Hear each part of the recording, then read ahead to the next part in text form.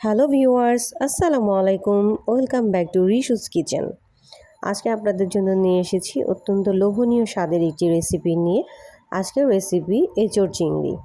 তো যারা আমার ভিডিওটি দেখবেন, আশা করি আপনাদের কাছে ভালো লাগবে। ভালো লাগলে অবশ্যই লাইক দিবেন, কমেন্টস দিবেন, শেয়ার করবেন ফ্রেন্ডদের সাথে এবং নতুন নতুন রেসিপি পেতে আমার চ্যানেলটি সাবস্ক্রাইব করে নেবেন।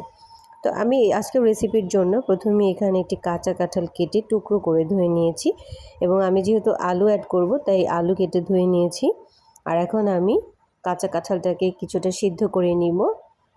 এই জন্য এখানে আমি কিছুটা পানি অ্যাড করেছি আর একটু হলুদের গুঁড়ো, কিছুটা স্বাদমতো লবণ দিয়ে আমি কাঁচা কাঁঠালটাকে সিদ্ধ করে নিব।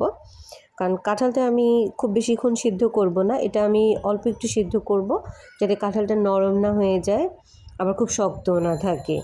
মোটামুটি মানের একটা আমি সিদ্ধ করব। তো এই জন্য আমি এটা ঢাকনা দিয়ে ঢেকে কিছুক্ষণ সিদ্ধ করে নিয়েছি। তো কিছুক্ষণ সিদ্ধ করার পরে এখানে আমি আলু অ্যাড করে নিব এবং আলুটাকেও সিদ্ধ করে নিব। যখন আমার কাঁচা কাঁঠালটা সিদ্ধ হয়ে যাবে তখন আমি এটাকে ভাপ থেকে তুলে নিব। তো এখন আমি কাঁঠালটাকে ভাপ থেকে তুলে নিচ্ছি। আর এ পর্যায়ে আমি প্যানে তেল গরম করে এখন আমি চিংড়ি মাছটা একটু ভেজে নিব। তো এখন আমি চিংড়ি মাছটা তেলটা গরম হওয়ার পরে এখানে ঢেলে দিয়েছি। এবার আমি চিংড়ি মাছটাকে ভালো করে তেলে ভেজে নিব। খুব বেশিক্ষণ ভাজবো না, মোটামুটি পর্যায়ে ভাজবো। তো চিংড়ি মাছটা ভালো করে আমি ভেজে নিচ্ছি। যখন আমার ভাজা হয়ে আসবে তখন এরকম একটা সুন্দর কালার আসবে। আর এখন আমি চিংড়ি মাছগুলোকে তেল থেকে তুলে নিচ্ছি। তো চিংড়ি মাছটা তুলে নেওয়ার পরে এ পর্যায়ে আমি সিদ্ধ করা কাঁঠালটাকে একটু তেলে ভেজে নিব। তো আমি তেলে ভেজে নিব কিছুক্ষণ। আর যখন আমরা কাঁঠালটাকে একটু আসলে ভেজে নিব তখন এটা রান্না করার পরে স্বাদটা অনেক বেশি ভালো লাগবে আর খেতেও খুব স্বাদ মনে হবে।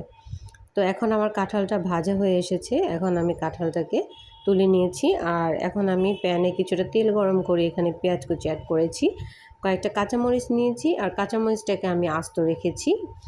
তো এখন আমি কিছুটা রসুন কুচি এখানে অ্যাড করেছি আর সবগুলোকে আমি খুব ভালো করে তেলে একটু নেড়ে চেড়ে দিচ্ছি। নেড়ে চেড়ে দেওয়ার পরে এখানে আমি অ্যাড করেছি আদা বাটা 2 চামচ, পেঁয়াজ বাটা 2 টেবিল চামচ, পেঁয়াজ বাটাটা আমি একটু বেশি নিয়েছি।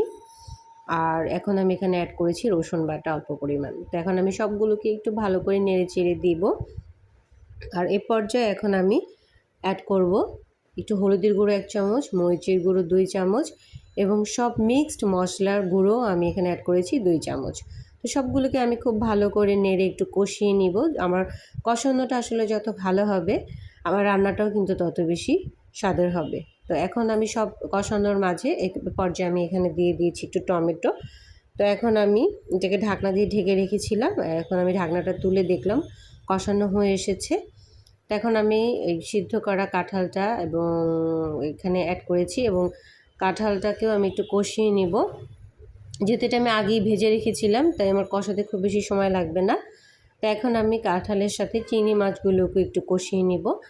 আর এখন আমি যেহেতু এটাতে খুব অল্প পরিমাণ একটু ঝোল দিব তাই আমি খুব সামান্য পরিমাণ ঝোল অ্যাড করেছি।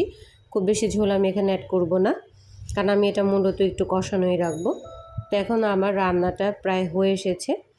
রান্নাটা যখন হয়ে আসবে তখন আমি এ পর্যায়ে এখানে অ্যাড করেছি একটু ভাজা জিরার গুঁড়ো। জিরার গুঁড়োটা সবার শেষে দিলে এটার স্মেলটা খুব ভালো লাগে খাবারে। আর এখানে আমি অ্যাড করেছিলাম কিছুটা ঘি। তো এটা আসলে ভিডিওতে স্কিপ হয়ে গিয়েছে, আপনারা ঘিটা অ্যাড করবেন তাহলে খাবারের ফ্লেভারটা কিন্তু খুব আমাদের কাছে সুস্বাদু মনে হয়।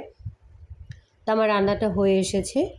এ পর্যায়ে তৈরি হয়ে গেল আমাদের এঁচোড় চিংড়ি রেসিপিটি এবং এটা পরিবেশনের জন্য এখন সম্পূর্ণ রেডি। তো যারা আমার ভিডিওটি দেখেছেন আশা করি সবার কাছে ভালো লেগেছে। সবাইকে আবারও অসংখ্য ধন্যবাদ ভিডিওটি দেখার জন্য। পরবর্তীতে আবারও কোনো নতুন রেসিপি নিয়ে আপনাদের জন্য হাজির হব। সে পর্যন্ত সবাই ভালো থাকবেন। আল্লাহ হাফেজ। আসসালামু আলাইকুম।